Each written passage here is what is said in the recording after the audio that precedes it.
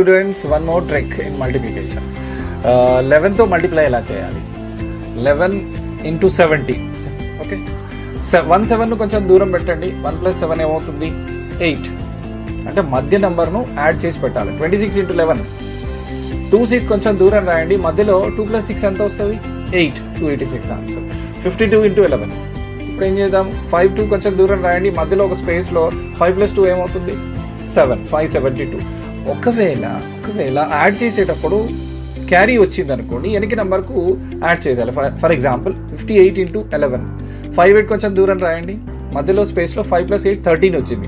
ఆ క్యారీ ఏం చేయాలి? 5 బదులు 6 రాసేయాలి. చలో 3 డిజిట్ నెంబర్ చూద్దాం. 123 into 11. ఇప్పుడు ఏమని చేస్తారు?